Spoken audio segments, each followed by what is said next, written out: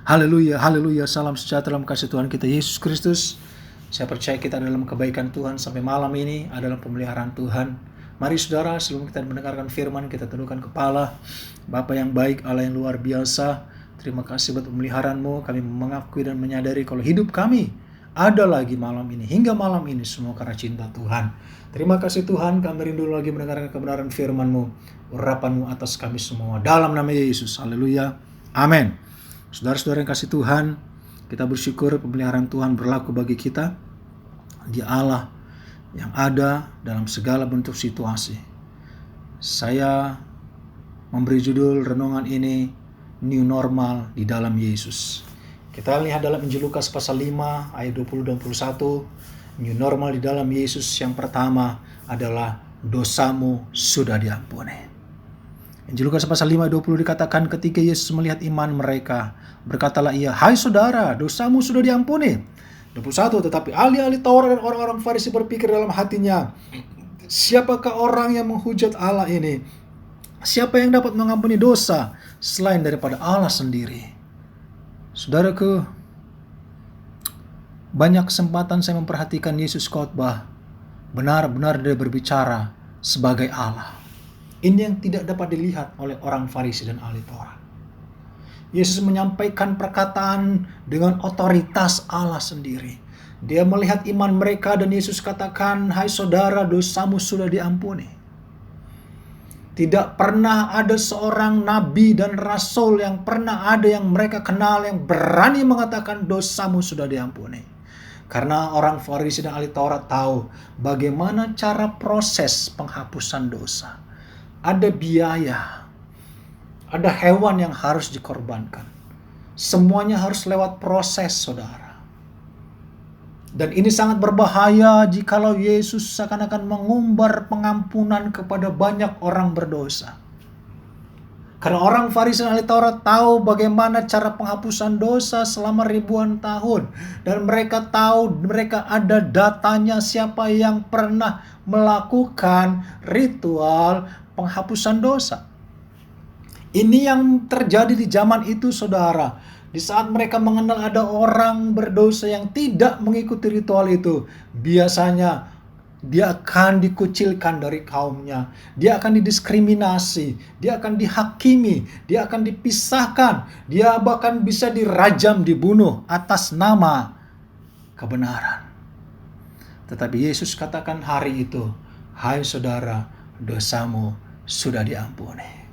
Ini belum pernah terjadi, saudara. Ini adalah new normal di dalam Yesus. Artinya di dalam Yesus dosa kita sudah diampuni.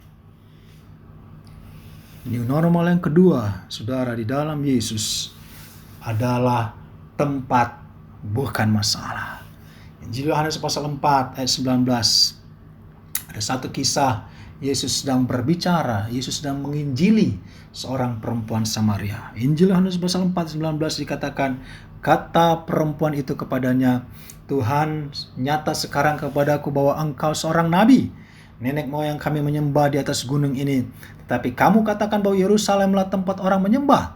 Kata Yesus kepadanya, "Percayalah kepadaku, hai perempuan, saatnya akan tiba bahwa kamu akan menyembah Bapa bukan di gunung ini, bukan juga di Yerusalem. Kamu menyembah apa yang tidak kamu kenal, kami menyembah apa yang kami kenal. Sebab keselamatan datang dari bangsa Yahudi. Tetapi sekarang akan datang dan sudah tiba sekarang bahwa penyembah-penyembah benar akan menyembah Bapa dalam roh dan kebenaran. Sebab Bapa menghendaki penyembah-penyembah demikian. Karena Allah itu roh, dan barang siapa menyembah dia harus menyembahnya dalam roh dan kebenaran." Ini luar biasa, saudara. Sejarahnya mereka pernah terpecah setelah Raja Salomo. Anaknya, ada dua kerajaan.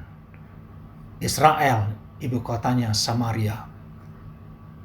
Yehuda, ibu kotanya Yerusalem. Masing-masing mereka memiliki opini yang berbeda. Kalau orang Samaria katakan mereka menyembah Allah di gunung itu, di Samaria. Tetapi bangsa Yehuda katakan tidak, di Yerusalem. Dua perdebatan ini membuat mereka tidak pernah akur, saudara. Sehingga mereka saling memusuhi, saling mendiskriminasi, saling mendiskreditkan, dan tidak pernah bersahabat. Tetapi hari itu Yesus mendeklarasikan new normal. Dikatakan saudara, ayat 23, tetapi saatnya akan datang dan sudah tiba sekarang, bahwa penyembah-penyembah benar akan menyembah Bapa dalam roh dan kebenaran. Bukan di gunung ini, bukan di Yerusalem, bukan bicara tempat, tetapi Allah itu roh. Dia menghendaki kita menyembah dalam roh dan kebenaran, sebab Dia Allah yang tidak dibatasi oleh ruang, tidak dibatasi oleh waktu.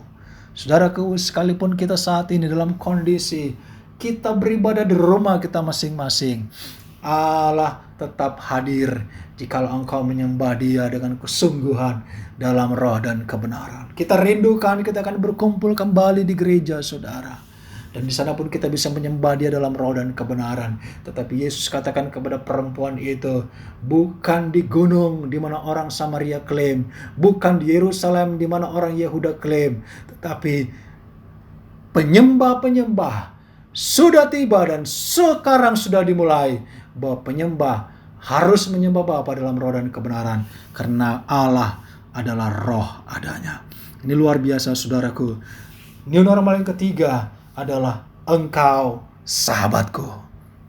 Kita melihat dalam Injil Yohanes pasal 15 ayat 13-15 dikatakan, tidak ada kasih yang lebih besar daripada kasih seorang yang memberikan nyawanya untuk sahabat-sahabatnya.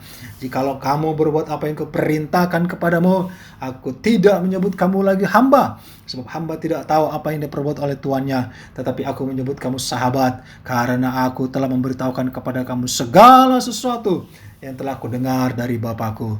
Saudara, kita percaya kita sudah mendengar banyak firman, perkataan-perkataan Yesus sudah kita terima, dan kita menjadi pelaku firman, saudara. Yesus katakan, tidak ada kasih yang lebih besar daripada kasih seorang memberikan nyawanya bagi sahabat-sahabatnya.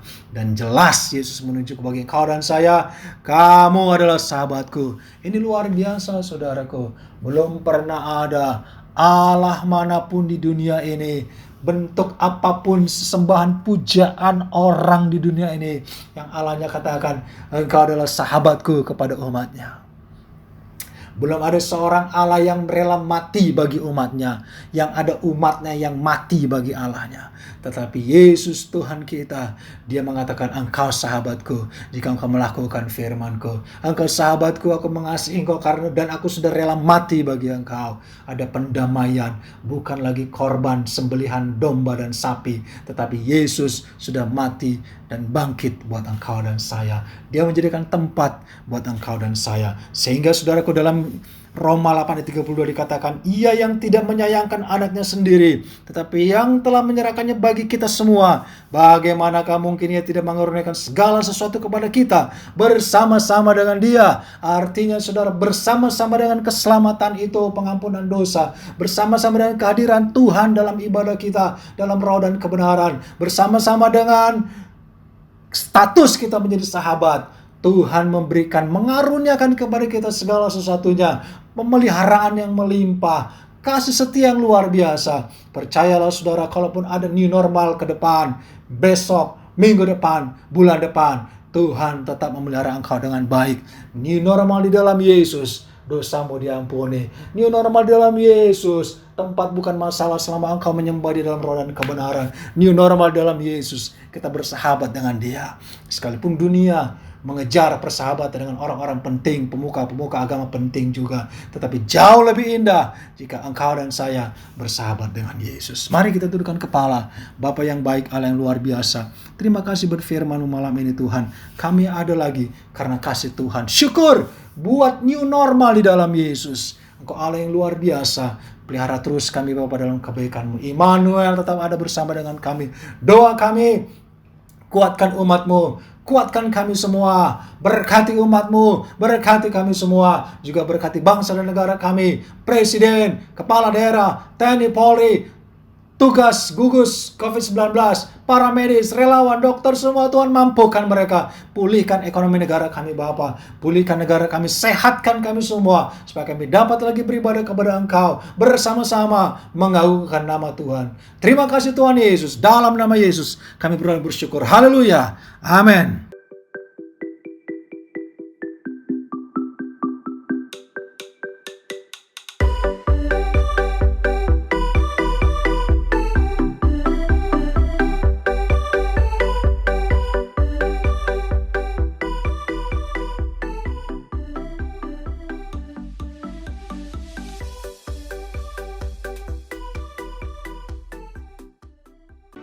Gerejaku adalah rumahku.